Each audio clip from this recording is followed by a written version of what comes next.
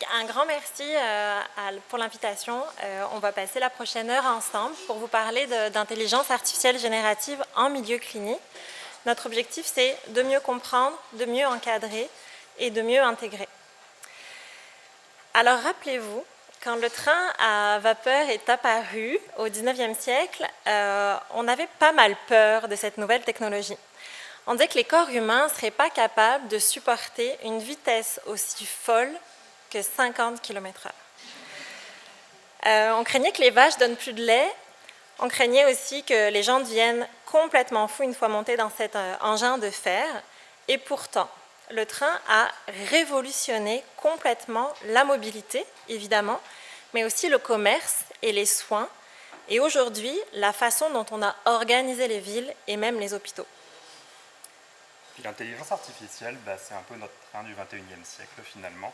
Donc ça avance vite, ça bouscule pas mal les repères, ça soulève pas mal de questions. Mais comme le train à l'époque, il y a aussi des opportunités là-dedans. On pense à relier des savoirs, rapprocher des équipes, alléger des charges, puis ouvrir des voies nouvelles dans l'organisation de nos systèmes de santé. Alors, entendons-nous bien, la question, ce n'est pas de monter ou pas à bord du train, parce qu'il est déjà en marche. La question, c'est comment on va vouloir le piloter ensemble, avec quelles balises et dans quelle direction on va vouloir tous ensemble soigner nos patients. Donc une partie de cette présentation va s'intéresser vraiment à ce que c'est l'IA, l'intelligence artificielle au sens large, puis on va raffiner notre présentation au fur et à mesure vers une sous-spécialité un petit peu de l'intelligence artificielle qui est l'IA générative. Donc on va vous présenter tout ça, on va commencer par poser le décor, puis comprendre un petit peu de quoi on parle. Ensuite, on va aborder les enjeux aussi liés à l'IA, aborder un petit peu ses limites, les enjeux éthiques, le cadre légal aussi assez brièvement, et les risques associés à l'utilisation de l'IA générative. Et on terminera par des applications concrètes. En fait, on va se pratiquer un petit peu avec vous, puis vous montrer un petit peu comment l'IA générative peut être intégrée dans votre quotidien, dépendamment de vos fonctions ici. On va commencer par se présenter, pour ceux qui ne nous connaissent pas. David Chambard, je suis gestionnaire, chef de service à l'accueil, orientation, intégration, encore pour quelques semaines. Sinon, chef de la relève à temps plein. Puis, on a Léa. Moi, je m'appelle Léa Daniel. Oui, Isabelle? Léa, on s'entend bien, mais David, on l'entend moins bien. Je pense que Rapproche-toi, David. Je me rapproche. Ben voilà, moi je m'appelle Léa Daniel, je suis conseillère pour la trajectoire périopératoire, salle de réveil, chirurgie d'un jour et clinique préopératoire. Et puis, on ne va pas se cacher qu'on n'a aucune formation spécifique sur l'intelligence artificielle. On n'a donc pas de conflit d'intérêt, on n'est pas parti à Hawaï quelque part avec Copilot. La seule chose qu'on a fait, c'est qu'on est devenu, grâce à Eugénia, en fait, ambassadeur de Copilot. Puis ça nous a vraiment donné le goût de vous diffuser en fait un peu cette pratique qu'on a complètement intégrée dans notre quotidien. Donc, notre présentation est sans prétention aucune. Et par chance, on a eu de l'assistance pour créer cette présentation, puisqu'on a aussi une job à temps plein, David et moi. Donc, grâce à pas mal de nos outils qu'on va vous présenter, on a été capable de vous présenter ça aujourd'hui. On va recommencer par donner un petit peu de contexte au CHUM, en tout cas.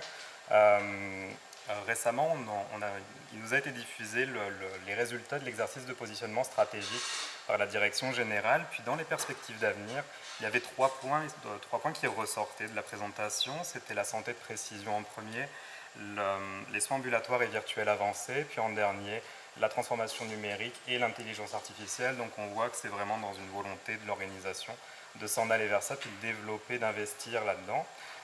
Puis dans ce contexte, ça devient déjà en fait nécessaire de commencer à sensibiliser à tout ce qu'implique l'IA. Puis il est fort probable il est fort probable que son développement prenne de l'ampleur dans les années qui viennent. Et donc c'est un peu l'objet de la rencontre aujourd'hui, c'est déjà minimalement de vous informer, et si ce n'est de commencer à vous former un petit peu. Donc on va commencer par poser le décor. L'IA, c'est pas nouveau. L'IA, c'est vieux. Ça a débuté, les premiers balbutiements de l'IA, c'était vers les années 1950. Donc c'était les fondations qui ont été posées à ce moment-là, puis ça a commencé à se développer tranquillement dans les années, entre les années 60 et 80, sur de l'IA qui était vraiment très basique, là, avec des règles qui nous paraîtraient assez simples aujourd'hui, mais qui étaient révolutionnaires à l'époque. Donc, je vais attaquer sur la suite. Juste avant d'aller plus loin dans mes explications, j'aimerais ça qu'à main levée, que vous nous dites si, selon vous, vous avez déjà entraîné un modèle d'intelligence artificielle, quel qu'il soit. Qui pense avoir déjà entraîné un modèle ici? Eh bien, bravo. C'est bon, on a une immense majorité qui m'a l'air d'avoir raison. On a quelques exemples à vous montrer. Je ne sais pas si vous avez déjà utilisé les CAPTCHA de Google, le système de sécurité. Sachez que vous avez entraîné l'intelligence artificielle de Google à reconnaître des images. Quand vous cliquez sur l'icône orange sur les deux carrés de droite, vous entraînez les modèles de Google, donc merci pour eux. Pareil, si vous utilisez la reconnaissance faciale, l'empreinte digitale, si vous appelez votre banque et qui vous dit on va vous authentifier par la voix, c'est de l'intelligence artificielle derrière ça. Pareil, si vous utilisez votre téléphone pour vous rendre jusqu'au CHUM le matin, pour savoir combien de temps ça vous prend pour traverser le pont Jacques-Cartier, sachez que pour estimer le temps de trajet, c'est l'IA qui va regarder le nombre d'utilisateurs, puis la fréquence, etc., qui va analyser tous les paramètres pour définir ça. On ne va pas parler des algorithmes derrière les plateformes de streaming, ni des réseaux sociaux. On sait bien que quand vous regardez quelque chose sur Google pour magasiner une nouvelle sacoche, bizarrement, vous avez des sacoches sur les publicités ciblées sur les réseaux. Donc c'est ça. Je pense qu'on y est tous. On a tous minimalement entraîné, si ce n'est utilisé, l'intelligence artificielle dans notre vie, pas plus tard qu'hier, selon moi. Avant d'aller plus loin, ça serait quand même pas mal d'essayer d'en savoir un tout petit peu plus sur ce que c'est que l'intelligence artificielle générative. Donc, en gros, c'est comme une branche de l'intelligence artificielle, mais qui est capable de générer des contenus qui sont originaux. Donc, on parle de texte, on parle d'images, on parle de podcasts, on parle de recommandations. Puis, c'est des outils comme ChatGPT ou Copilot, ou alors Claude, là, pour ceux qui sont les plus écolos d'entre vous, qui peuvent générer des réponses. Mais ce qui est génial, c'est que c'est des réponses à partir, non pas de lignes de code, mais vraiment à partir de langage humain. On va vous montrer une vidéo assez rapide là, qui dure un gros 5 minutes. On pensait vous faire une présentation vraiment pour vous expliquer comment ça marche, là, pour les plus bleus d'entre vous comme moi qui ont besoin de tout comprendre. Mais on a trouvé une vidéo super ludique, super bien illustrée qui va vous l'expliquer beaucoup mieux que nous. Donc on va vous laisser regarder.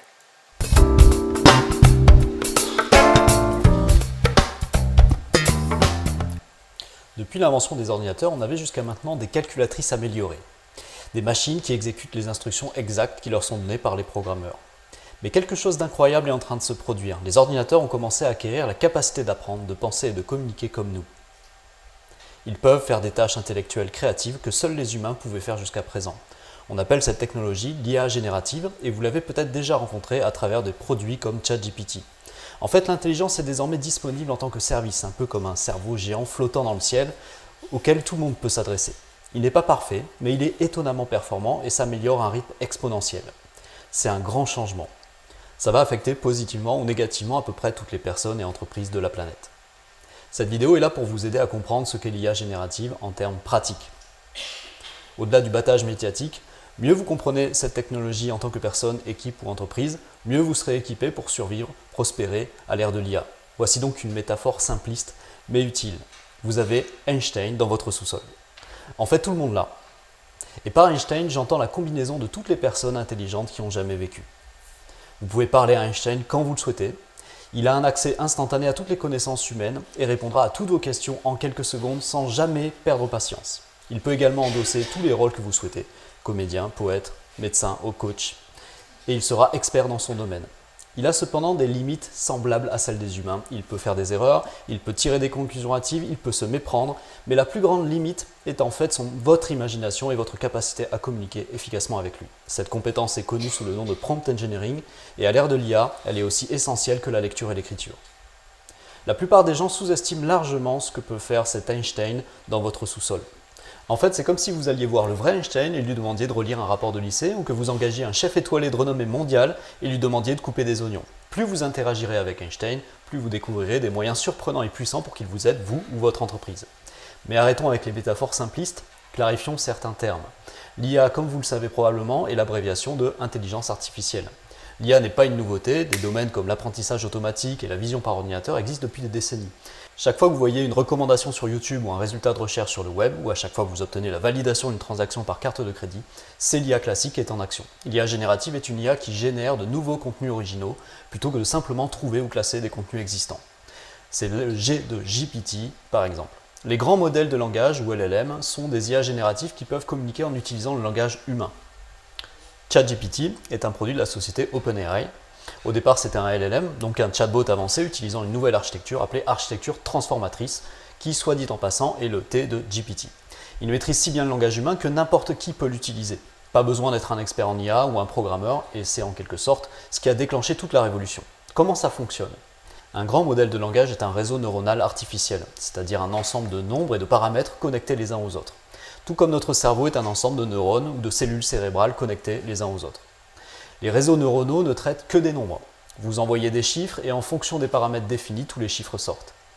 Tous les contenus tels que du texte ou des images peuvent être représentés sous forme de nombres. Donc disons que j'écris « les chiens sont des », lorsque je l'envoie à un grand modèle de langage, il est converti en nombres traités par le réseau neuronal. Puis les nombres obtenus sont reconvertis en texte, dans ce cas le mot « animaux ». Les chiens sont des animaux. C'est donc finalement une machine à deviner le mot suivant.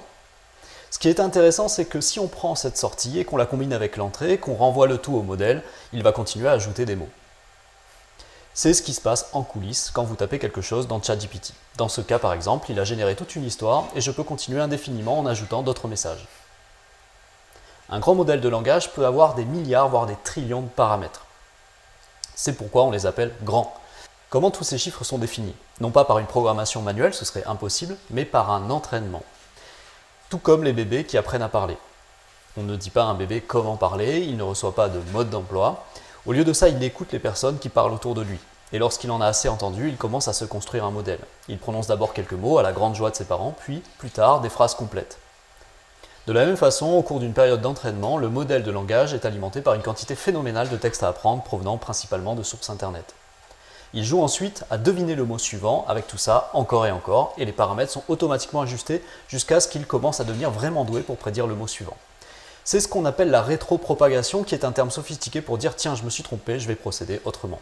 Toutefois, pour devenir vraiment utile, un modèle doit également être soumis à un entraînement humain. C'est ce que l'on appelle l'apprentissage par renforcement avec feedback humain, qui implique des milliers d'heures de tests et d'évaluation minutieux des résultats du modèle par des humains, ainsi que des feedbacks un peu comme on dresse un chien avec un clicker pour renforcer un bon comportement. C'est pour ça qu'un modèle comme GPT ne vous dira pas comment braquer une banque. Il sait très bien comment faire, mais grâce à la formation par des humains, il a appris qu'il ne devait pas aider les gens à commettre des crimes. Lorsque l'entraînement est terminé, le modèle est en grande partie figé, à l'exception de quelques ajustements qui pourront être faits par la suite. C'est ce que signifie le P dans GPT, pré-entraîné. Toutefois, dans l'avenir, on disposera probablement de modèles capables d'apprendre en permanence et pas seulement lors de l'entraînement et de la mise au point. Maintenant, bien que ChatGPT en quelque sorte lancé le mouvement, GPT n'est pas le seul modèle existant. Et en fait, les nouveaux modèles poussent comme des champignons. Ils varient considérablement en termes de vitesse, de capacité, de coût. Certains peuvent être téléchargés et exécutés localement, d'autres sont uniquement en ligne. Certains sont gratuits ou open source, d'autres sont des produits commerciaux, certains sont très faciles à utiliser, tandis que d'autres nécessitent une configuration technique compliquée. Certains sont spécialisés dans certains cas d'utilisation, d'autres sont plus généraux et peuvent être utilisés pour presque tout. On va s'arrêter là, je pense qu'il est fatigué un peu. Avant d'être épileptique.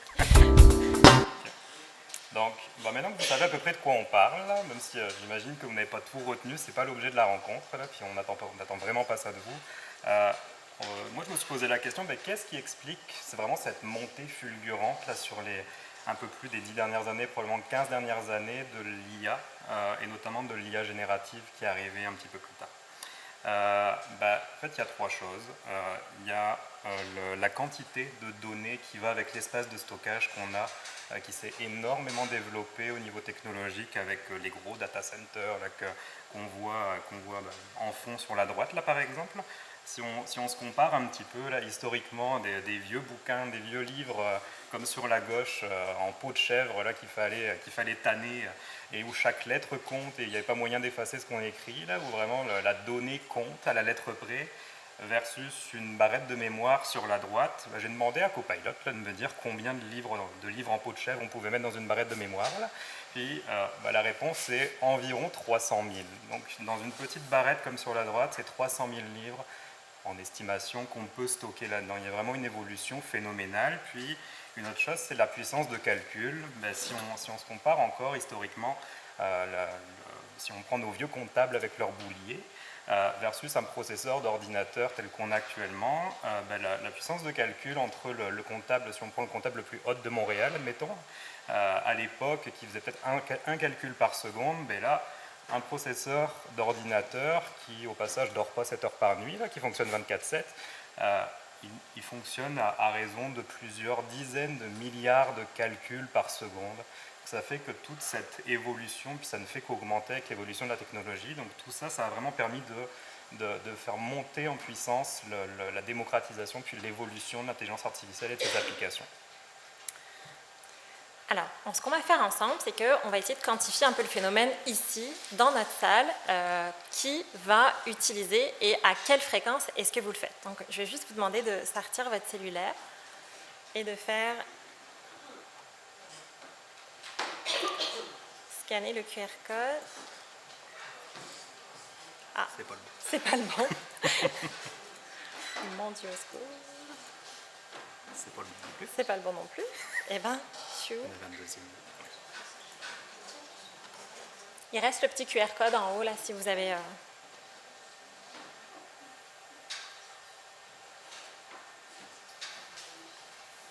On ne répond pas, mais je pense que vous vous doutez pas mal de notre réponse.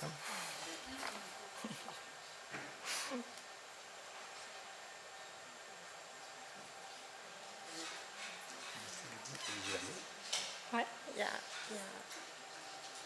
jamais au grand jamais.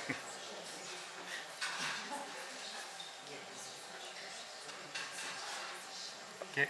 J'ai comme l'impression que ça se stabilise tranquillement, mais j'ai envie de vous dire qu'on est meilleur que la moyenne des Canadiens et des Canadiennes. Donc là, il y aurait 60% d'entre nous qui utilisons quotidiennement, voire plusieurs fois par jour, des outils d'intelligence artificielle. Si on prend 10 Canadiens, Canadiennes, ça c'est une étude assez récente qui est sortie en avril 2025 et qui a été réalisée par Social Media Lab. Si on prend 10 Canadiens, Canadiennes, il y en a 6 qui se sont essayés à utiliser un outil d'intelligence artificielle générative. Et il n'y en a que 3 qui l'utilisent régulièrement, c'est-à-dire soit de manière hebdomadaire, soit de manière quotidienne. Donc, bravo à vous. Donc maintenant qu'on a posé le cadre, on va aborder plutôt les limites, les enjeux éthiques, possiblement légaux, les risques et les limites de l'intelligence artificielle et notamment de l'IA générative. On a encore une petite question pour vous. Avant ça. Donc, petite question pour vous, gardez vos cellulaires s'ils ne sont pas déjà rangés.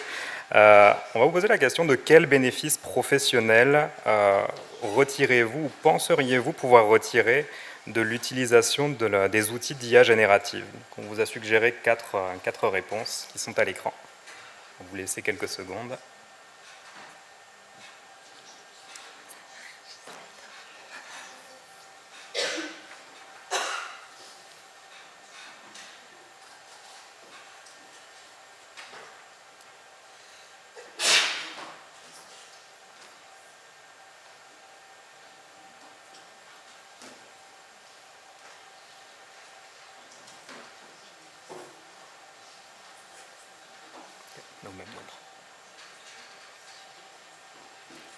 Donc, le principal bénéfice que vous souhaitez retirer de l'intelligence artificielle générative, c'est vraiment un gain de productivité. Et en effet, vous n'avez pas tort, parce que les principales études qui ont été réalisées notamment par Harvard ou par KPMG montrent plusieurs choses. La première, c'est qu'on a un gain assez considérable de productivité. Mais ce qui est intéressant, c'est que c'est plutôt les personnes qui sont les moins performantes qui en bénéficient. Et donc, ce qui est montré par Harvard, c'est que c'est un gain de productivité de 43% pour les personnes qui sont les moins performantes, un petit peu moins pour les personnes qui sont les plus performantes, à raison de 17%. Ça représente quand même dans la semaine de 1 heure à 5 heures en fait, de temps gagné dans notre semaine de travail. Dans ces études aussi, il y a quand même 90% des personnes qui sont interrogées qui ont affirmé que tous les outils d'intelligence artificielle générative qu'ils utilisaient étaient de nature à augmenter la qualité de leur travail professionnel et du rendu. Et 72%, ce qui est considérable, il me semble, révélaient que c'était essentiel pour eux pour pouvoir subvenir à la charge de travail qu'ils avaient actuellement. Donc c'est beau tout ça, mais ça vient aussi, c'est des super bénéfices attendus, mais ça vient aussi avec des risques. Puis on va introduire cette partie-là avec une courte vidéo qui dure à peu près 1 minute. C'est pas celui-là. C'est le running gag. C'était là. I am not Morgan Freeman, and what you see is not real. Well, at least in contemporary terms, it is not. What if I were to tell you that I am not even a human being? Would you believe me? What is your perception of reality? Is it the ability to capture, process, and make sense of the information our senses receive? If you can see, hear, taste, or smell something, does that make it real? Or is it simply the ability to feel? I would like to welcome you to the era of synthetic reality. Now, what do you see?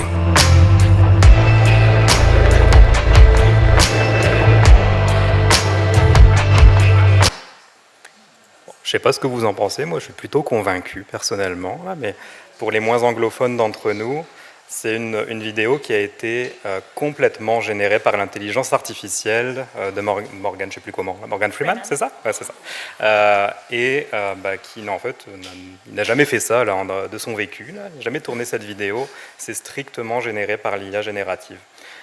Ça c'est super intéressant, mais par contre ça comporte aussi des risques. Ça s'appelle des deepfakes. Donc il y a eu une autre conférence récemment, là, je vous inviterai à la regarder là-dessus, à ce sujet-là. Ça comporte vraiment des risques, notamment pour l'équilibre de nos sociétés, notamment. Je pense à des deepfakes qui ont été créés dans des périodes électorales dans certains pays pour venir influencer les élections présidentielles ou peu importe à ce moment-là. Donc vraiment, c'est quelque chose à prendre au sérieux. Il y a des limitations, il y a des sécurités, comme le montrait la vidéo un peu avant, qui empêchent à n'importe qui de générer ça, mais reste que c'est quand même une possibilité pour probablement les plus aguerris qui manipulent l'IA. Ok, je vais y arriver. Cette illustration, en fait, elle sort du site de l'Université de Montréal qui a mis à disposition récemment une boîte à outils pour avoir une utilisation responsable de l'intelligence artificielle. Et notamment, en fait, ça recense pas mal les défis essentiels liés à cette utilisation et aussi comment les adresser au mieux, puis en faire une bonne utilisation. Donc nous, ce qu'on va faire dans notre présentation, on va s'arrêter sur les quatre plus importants pour nous, en tout cas, qui sont les biais, la protection de la vie privée, la responsabilité et la fiabilité. Donc, au niveau légal, de notre côté, au niveau de la confidentialité, on va commencer par ça. Il y a la loi 25 au Québec qui encadre la protection des renseignements personnels. Donc, c'est vraiment notre cadre légal de référence pour ce sujet-là. L'IA générative, elle fonctionne, comme vous l'avez vu plus tôt, avec des données massives et notamment à partir de ce que vous lui donnez, à ce avec quoi vous lui alimentez. Si vous lui posez une question, pas de problème, elle va répondre, mais si vous posez une question avec des fichiers, avec des informations qui peuvent être confidentielles, on y reviendra après, elle va apprendre, elle va retenir, elle va stocker ces données-là, puis possiblement que quand quelqu'un d'autre va poser la même question, ça va peut-être influencer la réponse que l'autre personne aura de l'IA. Donc ça peut être dangereux en termes de fuite de données si vous venez alimenter des outils publics d'intelligence artificielle avec des données confidentielles. Je pense à des données de patients, à des informations sur vos collègues, des informations privées. Et vraiment dans le confidentiel, l'IA va apprendre de ça. il y a quand même des mécanismes de sécurité, par exemple dans notre écosystème Microsoft, où c'est vraiment en réseau fermé et sécurisé par Microsoft qui nous offre cette solution-là. Mais reste que, en pratique, n'entrez jamais d'informations nominatives ou confidentielles ou que n'importe quel renseignement personnel en fait, n'en entrez jamais sur les outils d'intelligence artificielle, sauf avis d'experts qui pourraient vous donner l'accord. Puis privilégier vraiment des solutions sécurisées puis internes à notre réseau, donc préférentiellement Copilot, qui est inclus dans notre licence à tous de Microsoft, qui est accessible à toutes et tous. Un autre défi qui va être présenté par l'intelligence artificielle générative, c'est les biais. Donc comme on l'a vu, les outils d'intelligence artificielle générative sont entraînés sur un certain nombre de données, mais ces données, elles ont eu soit une supervision humaine, soit aucune supervision, et donc elles peuvent être biaisées in fine. Elles peuvent reproduire un certain nombre d'erreurs ou de stéréotypes. Alors, on a demandé à Copilot, pas plus tard que la semaine dernière, on a fait un petit test, et puis on lui a demandé de générer 2 images, et on a bien fait attention à l'utilisation du genre, donc on a demandé 2 images de professionnels en médecine et en soins infirmiers. Et voilà le résultat. Le docteur,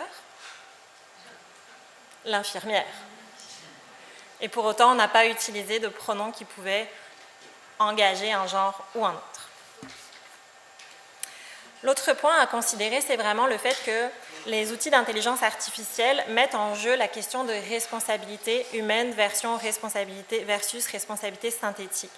Rappelez-vous les premières voitures autoguidées qui sont nées un peu partout dans le monde. Les premières questions éthiques et déontologiques, c'était si jamais ça provoque un accident, qui pourrait être responsable dans cette situation? Dans notre domaine, en santé, la question se pose de la même manière. Il y a un certain nombre d'ordres professionnels comme la FMSQ ou l'ordre des médecins ou même l'ordre infirmier qui s'est déjà positionné pour rappeler que l'usage des outils d'intelligence artificielle, mais en fait, ça ne déresponsabilisait aucun professionnel et c'était simplement un outil sur lequel on pouvait s'appuyer. En octobre 2024, l'Ordre a publié un rapport qui a été rédigé par le comité de veille stratégique dans lequel on peut lire qu'en santé, l'intelligence artificielle doit demeurer un outil d'aide à la décision et les infirmières et les infirmiers doivent être maîtres de leur jugement clinique et des décisions qui en découlent. Donc il y a une grosse réaffirmation là de la responsabilité de chaque professionnel qui utilise l'intelligence artificielle.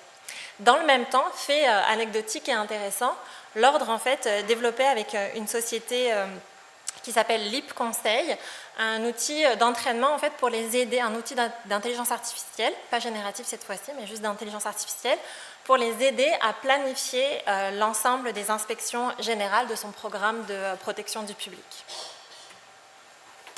Bon, c'est là qu'on passe au moment le plus spicy de la présentation. On peut se dire que le torchon brûle avec tout ça, mais on va le carboniser complètement avec vous. Et puis on va vous inviter, pour ceux qui ont leur laptop, leur cellulaire ou peu importe, qui ont accès par exemple à Copilot rapidement, de l'ouvrir puis de faire un test avec nous. Pour ceux qui ne savent pas ce que c'est, là le test de la charade, on va l'appeler comme ça. Une charade, c'est quoi ? Pour ceux qui ne savent pas, qui ne s'en souviennent pas, c'est comme une espèce de devinette là, où on demande c'est quoi mon premier quelque chose, mon deuxième est quelque chose, mon entier est un tout, mon tout est je ne sais pas quoi, et ça nous donne une réponse. Par exemple, mon premier est un félin domestique, mon deuxième est un rongeur qui va dans les égouts, mon troisième c'est le chiffre au-dessus de 1, mon tout c'est ce que je vous demande de faire, la réponse est une charade. Demandez si vous avez l'occasion à Copilot de vous faire une charade et vous voyez ce que ça donne le résultat. On vous attend sagement. On vous donne 15 secondes, puis pour ceux qui n'ont pas d'ordi, qui n'ont pas prévu ou qui n'ont juste pas envie, on va vous montrer ce que ça donne. J'ai fait le test hier soir. Donc, ça c'est ce que j'ai donné. J'ai dit à Copilot, fais-moi une charade. Voici ce que ça donne. Premier, contraire de perdre. Deuxième, une boisson chaude très populaire. Mon troisième, c'est la première lettre de l'alphabet. Donc gagner, T et A. Est-ce que ça a donné quelque chose? Gagner T, A. Si ça vous dit quelque chose, mon tout, c'est censé être un animal. Ok.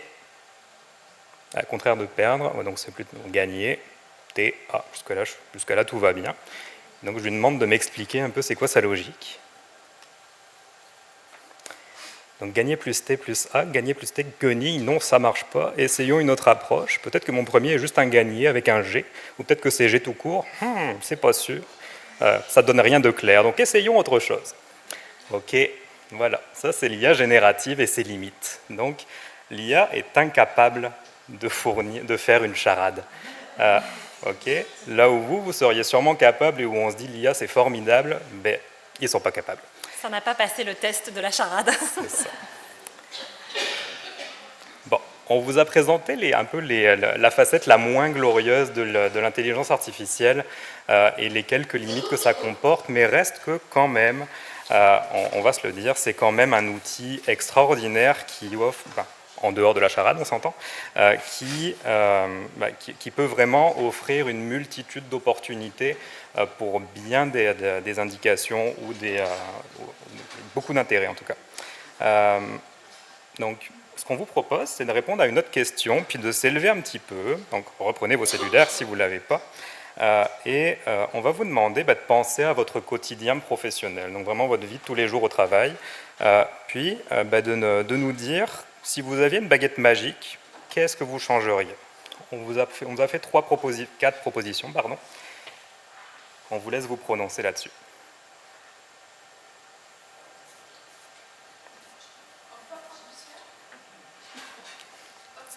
Oui? Qu'est-ce que tu proposerais, Lola? Ah non, il n'y a qu'une seule option. Une seule option. Ah Qu'est-ce que vous... Une baguette magique, pas deux, là. Il ne faut pas abuser.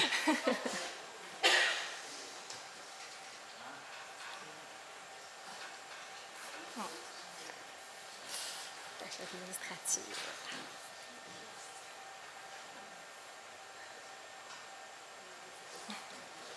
Je crois pas me lâcher.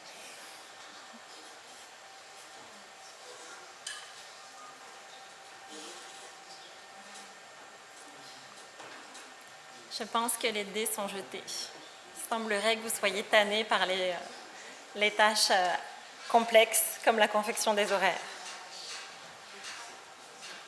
Une petite majorité d'entre vous voudrait essayer de simplifier ces tâches complexes. Revenons à nos moutons. Et puis, par chance, en fait, vous allez voir qu'en vous présentant un certain nombre d'initiatives très, très concrètes, il y a peut-être des choses qui pourraient venir combler vos rêves ou y répondre complètement. Donc, on va passer la fin de notre période pour vous présenter concrètement comment est-ce que vous pourriez intégrer l'IA. Et pour commencer, on est allé chercher des exemples dans un certain nombre de centres hospitaliers pour savoir ce qui a déjà été intégré. Actuellement, il y a beaucoup d'initiatives. Elles sont en cours pour la transcription des notes infirmières. D'ailleurs, le gouvernement fédéral a proposé pour les professionnels de première ligne de pouvoir candidater et pour pouvoir avoir un budget pour développer ce genre de dispositif. Il y a la possibilité d'avoir un guide thérapeutique, d'avoir des outils d'aide diagnostique, d'avoir la gestion des rendez-vous, de la gestion de fluidité, un certain nombre de choses, et même à l'urgence, des dispositifs qui permettent de soutenir les infirmières pour le triage. Donc ça, c'est déjà beaucoup d'applications concrètes qui ont été déployées. Mais là, on avait envie de vous présenter avec David deux propositions qui sont déjà réalisées et puis qui ont vraiment fait chavirer notre petit cœur d'infirmier de soins critiques. Et donc, celle-ci, c'est une initiative qui a eu lieu à Toronto, dans plusieurs hôpitaux, mais la première initiative a été développée en 2020 dans une unité de médecine interne. L'idée, c'était d'analyser en temps réel entre 100 et 170 variables différentes. Donc là, on parle de la démographie des patients, de résultats de laboratoire, de signes vitaux. Et le système était capable de prédire pour les prochaines 48 heures le risque pour ces patients-là de décompenser, voire de mourir. Et envoyer des alertes directement au personnel infirmier et médicaux. Donc l'idée, c'était de réussir à prioriser les soins.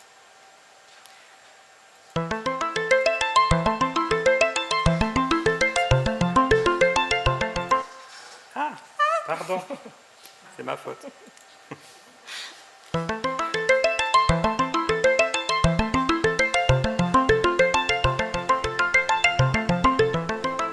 The data science and advanced analytics team really focuses on the fundamental problem of how we use data in healthcare. They say the average complex medical decision considers hundreds of parameters.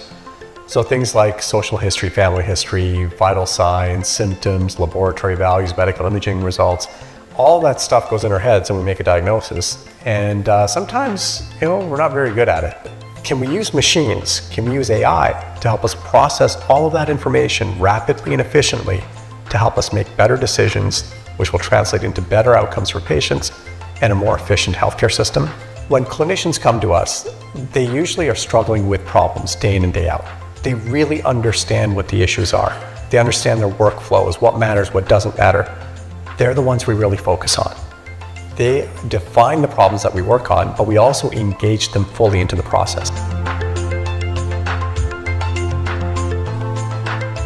So the ChartWatch project started at Unity Health when we asked patients, clinicians, hospital leaders, what would you want to use artificial intelligence for? If you could predict one thing that AI would tell you, what should that be? And one of the leading priorities of everyone was to be able to predict in advance which patients might become so sick in hospital that they need ICU or might die. What the model does is it takes as input all of the patient's medical history, so demographics, labs, vitals, and so on. It'll look at that, and it'll also look at the interaction between those various inputs, as well as how some of these data are changing over time. So the model will take all of that into account and will basically categorize each patient within our risk groups for deterioration.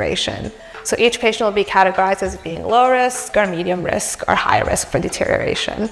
If I were patients, I would be so relieved to know that we have this kind of system. Because sometimes, we are so busy, and nursing staff, they look after up to 6 patients. So sometimes the care can be a little bit delayed. So when patient gets a high alert, they're going to be assessed by senior staff right away. And also they're going to have a quite close monitoring by nursing staff. So they check on them every 1 to 2 hours. Team lead, usually Alice, received a high ChartWatch alert. And then she would inform the primary nurse, which is the bedside nurse as well. And then I would closely monitor the patient, prioritize high alert versus the stable ones, and then do necessary interventions as needed. And then every time I hear the alarm, I just tell the nurses, whoever has the patient, and then also inform the doctor. From the first time it's been used, I could only remember one transfer to ICU. It's one thing to build an AI model, but to have it actually being used is awesome. Donc ça, c'est vraiment le chiffre clé à retenir. Ce qui a été intéressant, c'est que ça a été associé à une recherche scientifique sur 19 mois, 14 000 patients, réduction de mortalité non palliative de 26%. Je suis plus capable de passer. Un autre exemple qui a fait chavirer notre cœur, c'est ceux d'ailleurs, il y en a plusieurs, qui ont permis en fait de développer des modèles qui permettent de créer de la planification en soins infirmiers et en planification médicale. Donc le premier en fait c'est celui de Fraser Health, qui est comme un grand conglomérat, une autorité régionale en fait en Colombie-Britannique.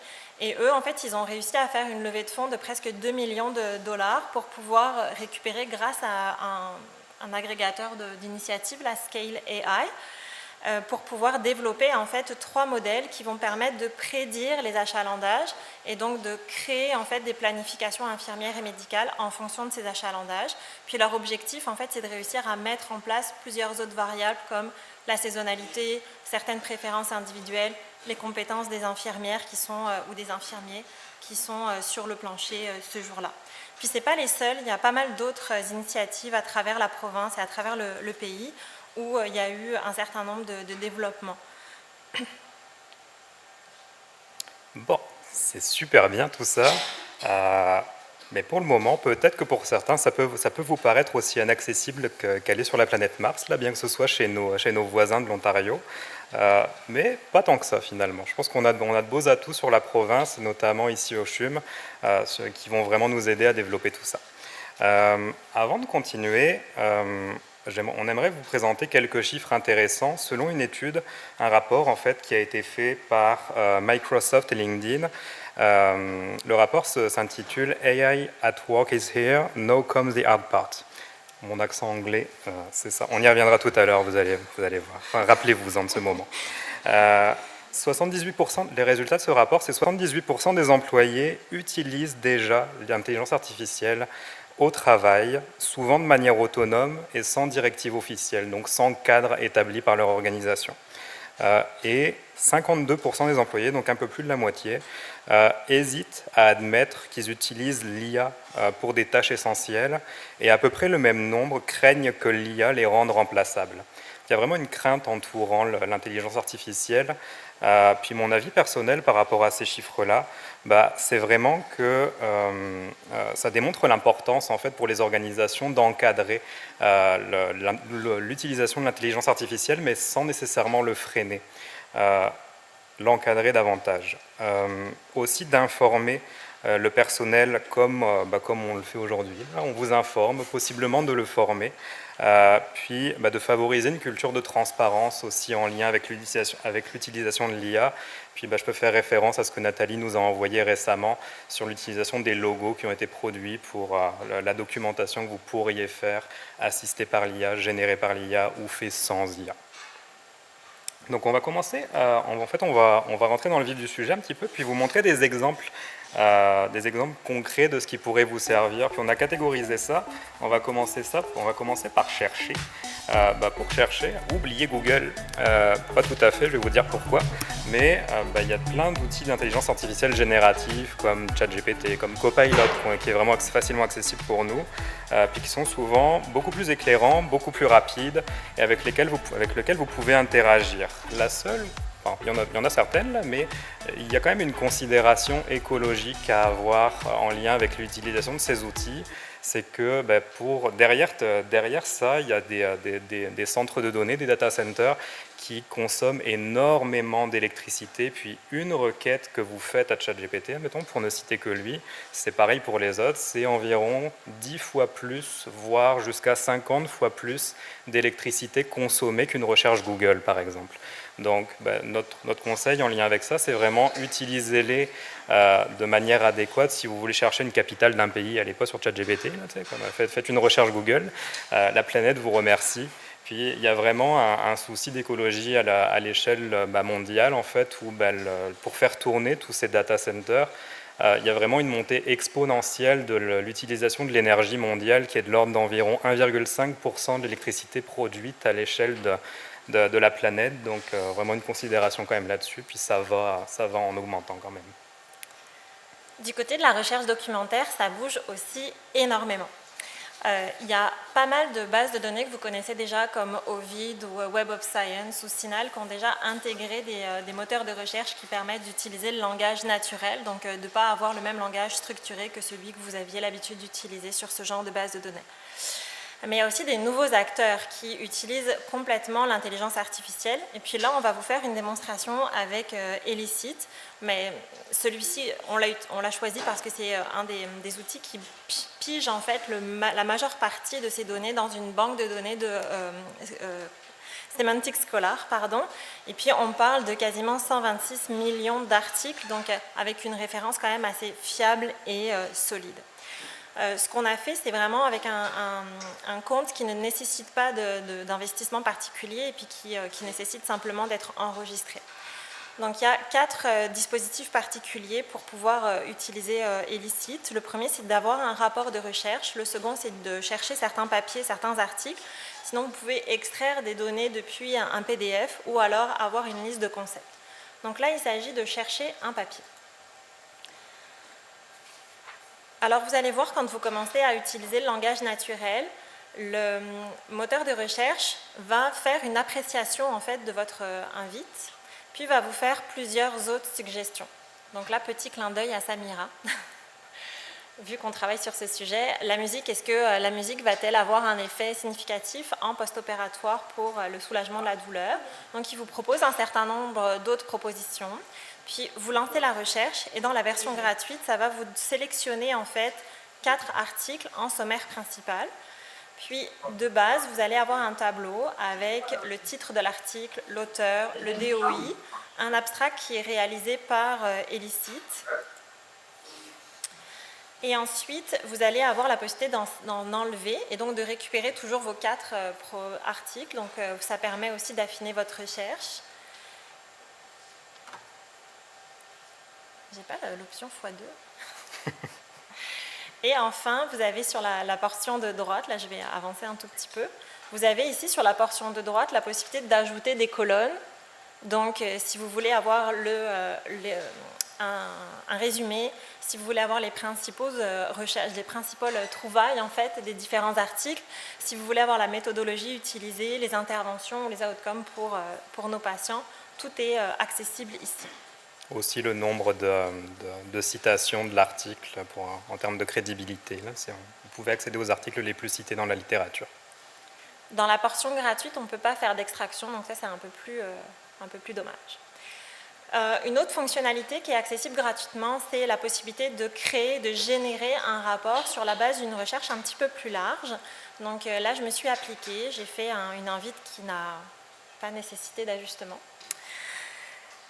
Donc vous pouvez faire votre requête en français, elle va être automatiquement traduite par le système. Ça va faciliter les recherches. Et puis ce qui va se passer, c'est que une fois que vous avez cliqué sur la recherche, on va s'avancer un petit peu. Vous allez avoir la possibilité en fait de créer rapidement et gratuitement quelque chose autour de, on va aller chercher 50 d'articles. Puis là, vous allez avoir la chance d'aller prendre un petit café parce que la génération du rapport, ça prend une bonne dizaine de minutes ou faire autre chose. Donc là, ça va générer ce rapport.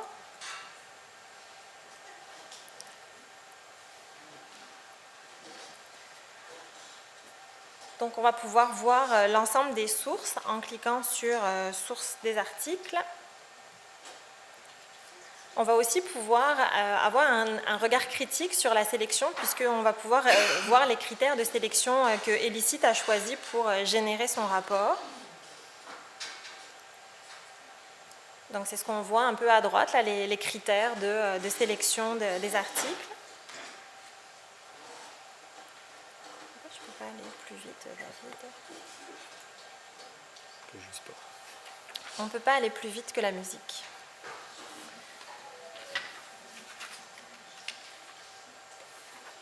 Et donc, à la fin du processus, ça vous donne un rapport qui synthétise en fait les principaux résultats des articles qui ont été sélectionnés, qui vous donne un tableau récapitulatif de l'ensemble des articles qui ont été récupérés.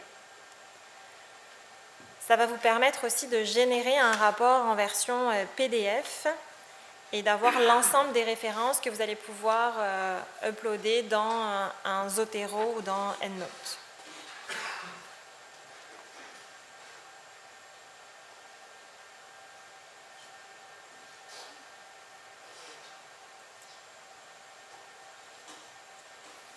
La deuxième partie, on va s'intéresser à qu'est-ce qu'on peut créer à l'aide de l'intelligence artificielle générative. En fait, on peut créer un peu tout ce qu'on veut. Là. On vous en a parlé en tout début de rencontre, on l'a abordé. Ça peut être de la création de podcasts, ça peut être de la création d'images, de la création de textes, de tout ce que vous voulez, du code informatique, en fait la limite de ce que vous pouvez créer, c'est pas mal votre imagination. On s'est amusé avec Léa à savoir qu'est-ce qu'on pouvait essayer de faire, donc on s'était dit que... Pendant la période d'embauche, en ce moment, vous devez pas mal répéter le onboarding des infirmières, donc... Je suis Émilie, infirmière chef d'unité. Bienvenue dans votre nouvel environnement. Un lieu où chaque membre de l'équipe travaille en harmonie, partageant des idées et des responsabilités. C'est la puissance de l'esprit d'équipe. Ensemble, nous pouvons améliorer les soins aux patients et enrichir notre expérience professionnelle. Merci d'avoir choisi l'équipe du 21e Nord. J'ai déjà hâte de faire plus amplement votre connaissance. Pour commencer, laissez-moi vous présenter les valeurs que l'ensemble de l'équipe partage. En premier lieu, le respect. En effet, il est essentiel dans nos interactions quotidiennes. En écoutant activement et en faisant preuve d'empathie, nous créons un environnement de travail positif. Cela améliore non seulement notre bien-être, mais aussi les résultats pour les patients. Nous croyons aussi qu'il est de notre devoir de garantir la sécurité des patients. Celle-ci repose sur des gestes simples comme l'hygiène des mains. La sécurité des soins repose aussi sur des protocoles rigoureux. En respectant les directives hospitalières, nous garantissons des soins de qualité. Cela renforce la confiance des patients et de leurs familles envers notre établissement. Nous croyons enfin que le développement professionnel est une clé de la réussite. Dans votre parcours d'intégration, vous serez soutenu par vos pairs et votre conseiller en soins infirmiers. Profitez d'eux et aussi de toutes les ressources disponibles pour enrichir vos compétences. En vous engageant dans une formation continue, vous ouvrez la voie à l'avancement de carrière et à l'épanouissement personnel. Je vous souhaite encore la bienvenue et espère que ce nouveau défi professionnel sera à la hauteur de vos espérances. Bon, moi, je veux vous le dire, je veux vous partager un de mes rêves. Là, j'ai proposé à une de mes collègues de créer son avatar numérique, elle a refusé. Désolé Chantal, tu aurais pu avoir ta tête en grand sur l'écran, j'aurais adoré ça, vraiment. Un outil d'intelligence artificielle générative qu'on a utilisé beaucoup, là, c'est Copilot, parce qu'on était ambassadeurs, David et moi, donc on l'a essayé de l'utiliser en long, en large et en travers. Et puis, vous le savez, là, toutes nos références en matière de méthodes de soins infirmiers sont sur Gustave, mais parfois il y a beaucoup de textes et quand même parfois assez complexe à opérationnaliser au chevet. Donc j'ai fait une requête assez simple en disant j'ai mis en contexte infirmier en salle de réveil, on ne se rappelait absolument plus comment faire le zéro d'un capteur de pression. J'ai téléchargé en fait la méthode de soins que j'avais prise sur Gustave préalablement, puis je lui ai demandé de me faire un étape par étape pour vraiment m'aider pour faire le soin hyper rapidement. Donc ça donne, pour commencer, en fait, vraiment les 6 étapes clés pour réaliser. Et puis, tout à l'heure, on disait qu'il y avait un enjeu de fiabilité, mais là, on donne une ressource qui est fiable et qui est vérifiée. Donc, on s'allège de cet enjeu-là. Puis, à la fin, vous voyez, il me propose d'autres choses. Donc, il me dit, est-ce que tu voudrais que je t'aide à repérer l'axe phlébostatique? Donc, je dis, bah oui, pourquoi pas, crée-moi une image. Donc là, il génère de l'image, ce qui peut être drôlement pratique, en fait, dans pas mal de situations, notamment d'enseignement, de développement continu ou de génération en tout genre. Il y a juste, comme vous le voyez, là, c'est pas nous qui avons un problème de mise en page, c'est le copilote qui a tronqué l'image qu'il a générée. La première image, la seconde était bien meilleure. On rejoint les limites de l'IA. Puis en parlant d'apprentissage, d'enseignement, c'est notre 3e catégorie. Repensez à tout à l'heure. Just say vegetable. Vegetable. Okay, this is the hardest one. Congratulations? No problem. Say kangaroo first. Okay, kangaroo. Now say lations, like stations. Lations. Now put them together. Congratulations. Congratulations. J'en aurais besoin. Pour de vrai, je vais la télécharger.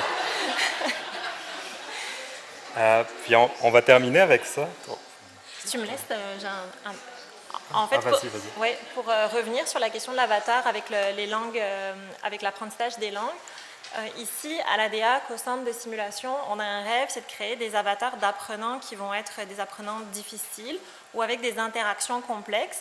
Puis c'est comme ça qu'on va réussir à former les personnes qui font du débriefage, soit de simulation, de débriefage clinique. Et donc on voudrait les exposer au maximum parce que parfois c'est ça un petit peu l'enjeu.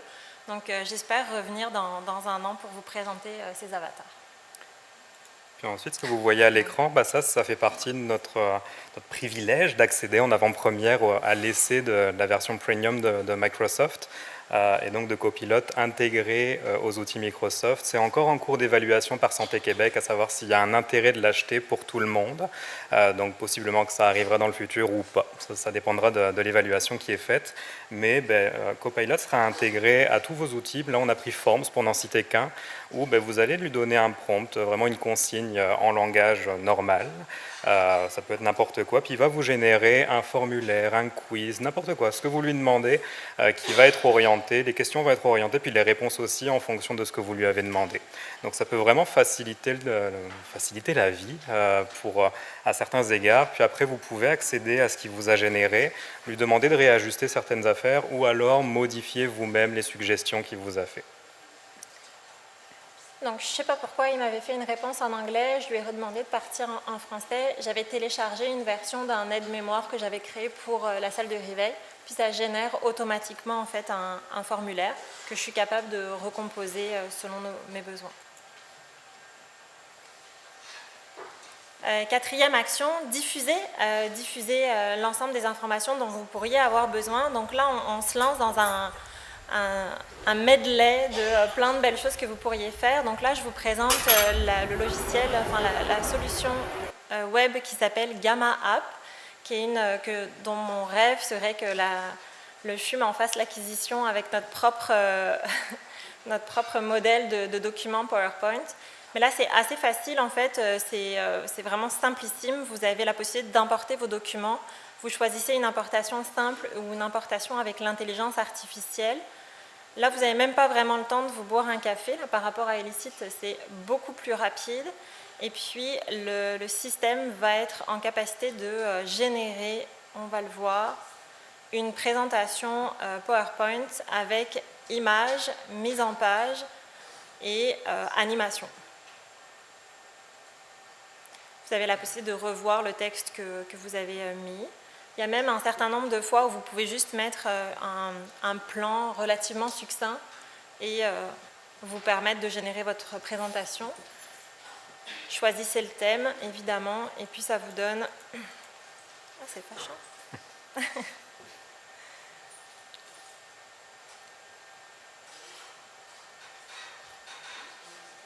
Désolée, dans notre répétition générale, on pouvait passer nos vidéos en x2.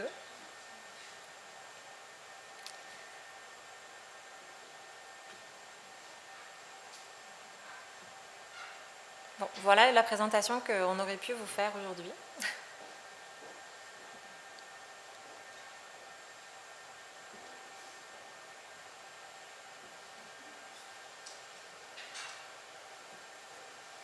Donc ça génère tranquillement.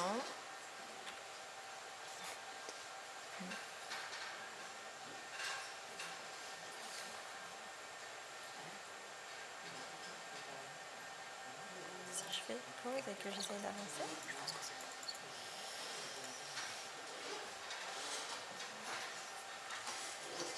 Donc voilà le résultat final. Vous avez votre diaporama qui est sur votre gauche, un peu comme PowerPoint. Vous êtes capable de le télécharger en format qui sera ensuite utilisable par PowerPoint. Ensuite, je pense que vous en avez émis le souhait là dans notre une de nos dernières questions. Ce que vous voudriez, c'est vraiment alléger le fardeau administratif. Donc ça, c'est Speech Note, c'est la possibilité en fait de vous enregistrer. Admettons, vous avez fait une rencontre avec une infirmière en orientation, mais vous pouvez en fait tout simplement utiliser ce logiciel pour pouvoir vous enregistrer et générer un rapport clinique et pertinent. Finalement, ce n'est ni moins un logiciel de dictée vocale que vous pouvez utiliser. Autre élément en fait que nous on a été amené à tester et puis qui pourra arriver dans nos ordinateurs, c'est un système qui permet d'avoir Copilot directement dans toutes nos applications. Là, c'est un exemple de réponse par courriel automatisée en fonction du précédent courriel. Donc ça vous génère en fait un petit texte. Là, c'est vraiment un texte pour accuser réception d'un message. Ça facilite grandement la vie. Un autre exemple qu'on avait envie de vous montrer, c'est la possibilité de générer sur la base d'une rencontre deux choses. La première, c'est que si vous prenez la rencontre en cours de route, vous pouvez avoir un résumé de ce qui s'est passé dans les 5-10 premières minutes. Donc ça, c'est pas mal pratique. Puis l'autre point, en fait, c'est qu'à la fin de votre rencontre, vous avez la capacité de générer automatiquement un compte rendu minute par minute avec les références que vous pouvez ensuite totalement retravailler et envoyer à vos équipes. Un dernier petit bonus qui ne prendra vraiment pas longtemps, en fait, pour pouvoir utiliser l'intelligence artificielle générative, c'est vraiment important de savoir lui parler. Puis ça s'apprend. En fait, si vous lui donnez une consigne qui est imprécise, où il y a des erreurs, ou peu importe, c'est garbage in, garbage out, il va vous sortir n'importe quoi, puis une réponse qui sera strictement pas adéquate. Pour ça, Microsoft a mis à notre disposition des consignes qui sont à l'écran, vraiment formuler un objectif clair, puis un contexte, puis citer les sources d'informations qu'il devrait aller chercher, puis finalement vos attentes par rapport à ce que vous attendez de lui. Puis ça va vraiment être important, si vous l'utilisez, de discuter en fait avec lui, puis qu'il y ait plusieurs itérations à votre demande pour préciser exactement ce que vous voulez. Puis il pourra vraiment raffiner davantage pour essayer de comprendre, parce qu'il n'est pas dans votre tête là, donc il va essayer de comprendre un peu mieux ce que vous cherchez, puis orienter ses réponses davantage jusqu'à ce que vous arriviez à un niveau de réponse qui vous satisfait. Puis enfin, pour conclure, l'intelligence artificielle, vous l'avez compris, c'est vraiment un sacré nouveau terrain de jeu dont c'est difficile de se passer aujourd'hui. Puis c'est un outil puissant, mais finalement, ça reste que c'est le clinicien, le conseiller, le gestionnaire qui lui donne tout son sens et puis toute son intégration dans notre réalité et puis tout son intérêt. Alors, je ne pense pas qu'on ait intérêt à rentrer en compétition ou à se poser la question de savoir si on va être remplacé un jour ou l'autre. David a déjà répondu à cette question. Moi, je suis assez persuadée qu'on va réussir à avoir juste une collaboration supplémentaire, un outil supplémentaire dans notre coffre à outils qui va nous permettre plus facilement de mener nos mandats à bon escient. Merci beaucoup.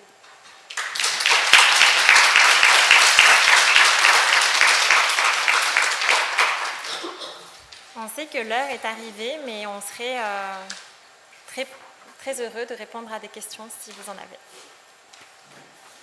Oui. Merci pour votre réponse. Ça requiert des licences typiquement premium de la suite 365, ce qu'on n'a pas présentement. Est-ce qu'on a une idée de comment on aurait accès à ces... En fait, c'est en évaluation par Santé Québec pour donner l'accès potentiellement à tout le monde. Donc c'est ça, on a rempli un questionnaire récemment là, sur les groupes tests dans les différents sites de la province en fait pour qu'ils puissent évaluer l'impact de l'utilisation de ces outils-là sur la productivité, sur tout ce qu'on a vu précédemment. Donc on attend les résultats de leur évaluation, puis possiblement que ce serait septembre. Merci Eugénia. Réponse en septembre, on en saura plus. Oui. Ouais. Vas-y. Dans vos recherches par rapport à ce que l'OIQ a comme position sur l'utilisation de l'IA, il y a une certaine peut-être incongruence dans le sens de ce qu'on veut que l'IA fasse pour nous. Si on prend l'exemple d'un projet qui est actuellement en cours au CIUS de Loisy de Montréal, qui est essentiellement que l'IA fasse l'analyse de radiographie simple thoracique, et que essentiellement le radiologue ne soit pas du tout impliqué ou pratiquement pas du tout impliqué.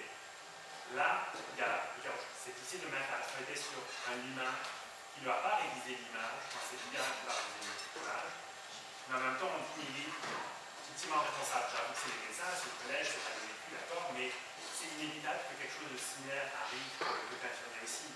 Donc est-ce que l'OIQ donne un soupçon de ce qui va éventuellement revenir comme une prochaine prise de position pour déresponsabiliser un peu l'humain face à ce que l'IA veut faire ou ce qu'on veut que l'IA fasse? C'est une excellente question. Je pense qu'on fait partie de la réflexion tout et chacun. Pour l'instant, l'Ordre a mis en place un comité de veille ou de vigie stratégique. Donc les recommandations arrivent au fur et à mesure un peu de l'utilisation. Pour reprendre une expression consacrée, là, de notre côté sur le plan réglementaire, l'avion est un peu en train de se construire en vol. Il y avait une question dans le fond. Ouais.